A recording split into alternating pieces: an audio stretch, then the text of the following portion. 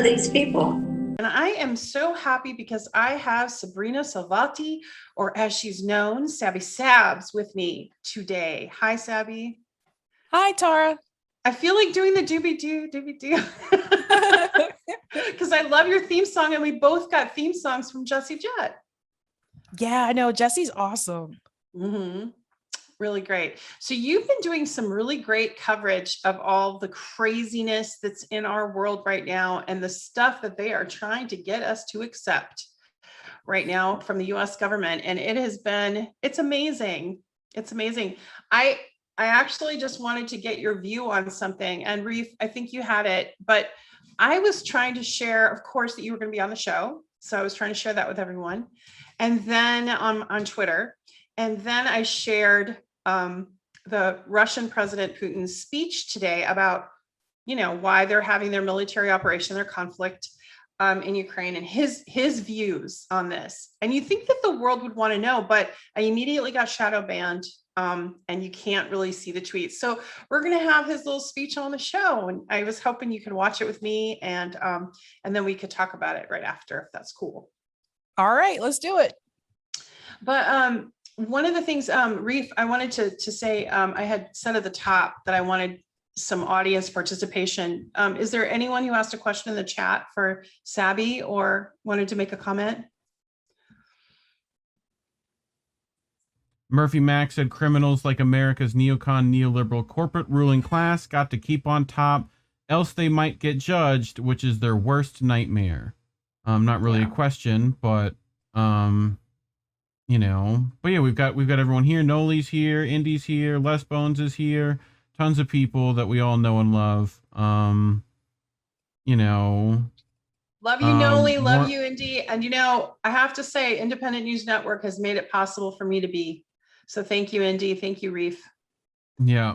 So. I know Warren was here as well, saying Putin turned off the runway lights on our Zoom, so I don't think it was him. It would have been the Biden administration.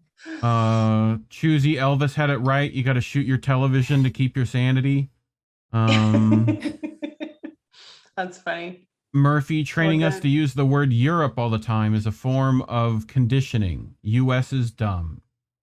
As in this entire area of like Europe, because there's like multiple countries in Europe. JB, which I don't think it's the same JB as the RBN JB, said this is nuts. Miss Tara doesn't have more views and subs, so people want to go down there and hit that sub button if they haven't done so already. Yep. Would be a and smart if you're move. watching, hit the like, hit the subscribe. I want to see more people. But if there's any questions that people want to ask Sabby or you, put it in the chat and I'll find it. So, but thank you. Anyway, back to the show, everybody. So back to the show. So Sabby, as far as the first time that I came on your show, which I really enjoyed, how did you hear about my story, or how did it kind of get into your world? I first heard about it on mainstream media, and then I took it with a grain of salt. And then I started to hear about it on left independent media. Mm-hmm. And that's when I was like, oh, okay. So I was one of those people that I decided to seek another source. Yeah. Mm-hmm. But most people don't do that. Most people, they believe what they see on mainstream media, and they don't look to see if there's any other outlet out there that has this story. So you saw all the hit pieces. Yep. I saw all of it. And I remember thinking to myself, like, oh my God, I can't imagine how she must feel right now. To me, it's just, I think the thing I said to my husband was, it's interesting how the same people who said #MeToo believe women, now all of a sudden, Alyssa Milano of all people, of course, now all of a sudden, because it's towards a Democrat, now all of a sudden we don't believe all women, and there is no #MeToo. It's just all politics. Yeah. And what really impressed me about some of your coverage was how you called out the squad, and you called out the squad earlier than a lot of other people. A lot of left people were just really tentative and tiptoeing. And I have to say that I watched for a while before I made that, but it's really just been clear. They are doing nothing, like nothing, less than nothing, except once in a while they tweet something. And even that's even kind of waned off. Well, I think the big red flag for me was force the vote. And here's the thing, it wasn't because the first initial flag wasn't because they didn't choose to force the vote. That came later. The first flag for me is when I saw Cori Bush and Jamal Bowman on CNN, and they were giving people the impression that they weren't going to vote for Nancy Pelosi. That was a flag for me. Yes, when they were interviewed on CNN, they made it seem like, I'm probably not going to do this. I was like, huh, interesting. And then, of course, the vote happened and they went along with it anyway. That's when I was like, okay, they're playing us. Like, this is not cool. This is just theater. I felt like it was a way to get people to tune in to watch it, to see if they actually were going to go through with this. But for me, after force the vote, and I know some people didn't like that strategy, but the fact that we were going through a pandemic and they didn't even try, that was a done deal for me. That was when I realized, I'm like, they're not going to really fight for us. And they're just looking out for their careers. Because after that, I did see a segment where Cori Bush said she did get something for her district for not voting against Nancy Pelosi. You know, and that's the thing there. It's performative politics, and performative politics is damaging, you know, any chance of an agenda getting through that will benefit workers. And, you know, I feel like, okay, when I first came forward and all of this, you know, and you saw, I don't know, my Megyn Kelly interview, maybe, I had this feeling at that time that, well, it's terrible what happened to me. And, you know, and I was a Democrat. Now, you know, I want to be just an independent. But I thought, well, perhaps some of the things that we like or want or hope for will come through, like one or two. Okay. But because it's elite Democrats, but it's been the opposite. It's been actually worse than I imagined. And I did warn people that Biden's administration had a thing about going to war with Russia. I knew somehow, some way that was going to get pushed, and it sure did. Of course, you had Jake Sullivan, who wants to go to war with China, and then you have Blinken, who wants to go to war with Russia. But I knew they were hawkish, but I didn't think it would be this quick. I didn't think it would be this dire. So where do you see us now when you're looking at some of these headlines, like the Washington Post headline that recently said, we need to show that we can win a nuclear war, which was a stunning headline. Yeah. What's your thought on are we headed there, or do you think, is there some grown-up somewhere in the room that's going to stop it? I don't think Joe Biden knows what he's doing. I'm not even sure Joe Biden is actually making decisions. Like, I really believe there's somebody else making decisions and he's just going along with it. And that wouldn't be the first time this happened in this country in reference to the presidency. So I think I wouldn't be surprised if he went in that direction, because let's remember, war is actually good for someone who's a sitting president who's up for re-election, because most people are not going to want to vote someone else in during that type of conflict. However, in this particular situation, I think people have kind of had it with Joe Biden, because we had to deal with the pandemic. There are a lot of people who were still unemployed. He cut people off of unemployment back in September, didn't cancel student loan debt, still don't have $15 minimum wage. There's no paid parental leave.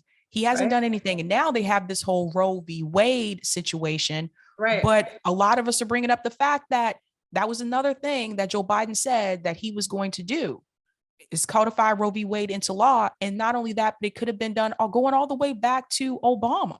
So people are starting to wake up to that now. And I don't see him winning in 2024. And he said he is going to run. If he ends up changing his mind and they put someone else in, I don't see them winning either. I think Democrats are going to see a one term here, just like, you know, Trump did. And then we'll go back to Republicans and it'll just be this back and forth game. But I think what this administration has showed people is that, yes, the Trump administration was horrible. Yes, Donald Trump was a horrible president, but at the same time, Joe Biden's administration isn't that much better. They're not really doing anything for the American people either. And people are seeing that now. So that's why I'm trying to And encourage Trump people. didn't take us to World War III, like to the brink of That's World War true. III, That's true. right? We actually did have better relations Mhm. with Russia under Trump. Now, Trump did a lot of other horrible things, but I really can't point to anything. Like when Ro Khanna says, well, we passed the American Rescue Act, there were the stimulus checks. I'm like, those actually weren't beneficial like you say that they Yeah. were. The stimulus checks were shortchanged. The American Rescue Act, they stopped the child tax credit before they were supposed to. Mhm. They really haven't helped people when people really needed help in this country. So I really can't point to anything and say, yes, Joe Biden was great at doing this. I just can't.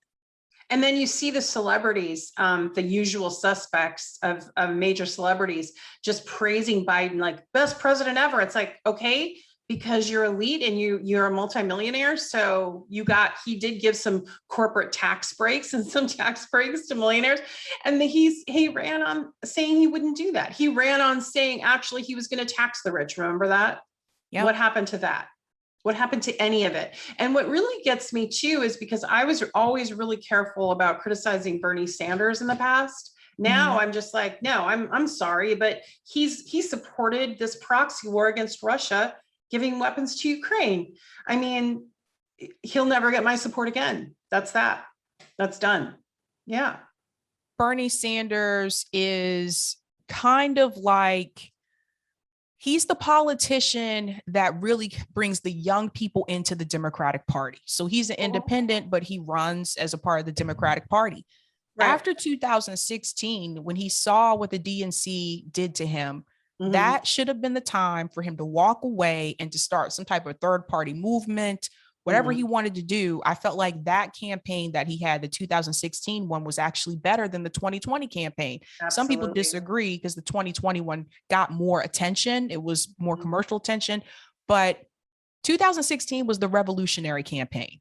Right. That was the revolution. 2020 was just like, nah, you're still talking about some of these things, but I noticed he stopped calling out the corruption a lot more in 2020. He didn't focus as much more on the banks, and he tailored his campaign to the person he was running against, which was Donald Trump. So he used a lot of terms of, we got to get rid of this racist, sexist president, instead of focusing primarily on the class issue and the corruption. And I think if he would have stuck with that same message that he had in 2016, I think maybe he wouldn't have lost some of those voters from 2016, because some people that voted for him then did not vote for him in 2020 because they felt like his campaign changed. So, but Bernie Sanders, what he is doing is he captures the young vote. So he gets the young people to come out and they vote for him. And then he knows he's not going to be the Democratic nominee. The DNC has already decided he's not going to be the nominee. So then his job is to tell people, go ahead and vote for the person that I ran against. Vote for Hillary Clinton so you don't get Trump. Vote for Joe Biden so you don't get Trump. And it's kind of disgusting when I look back on it, because if Bernie Sanders really wanted to challenge the establishment, he wouldn't have ran as a part of the Democratic Party. Yeah. And now going back to, to Roe v. Wade, and I agree with what you're saying about Bernie Sanders. I'm very disillusioned and disappointed, especially, one more thought on that. What really got me is you had people donating to him that had no money to donate. Yes. I mean, they were, and he took that money and then dropped out. I hope people don't get fooled again, because it's a waste of time.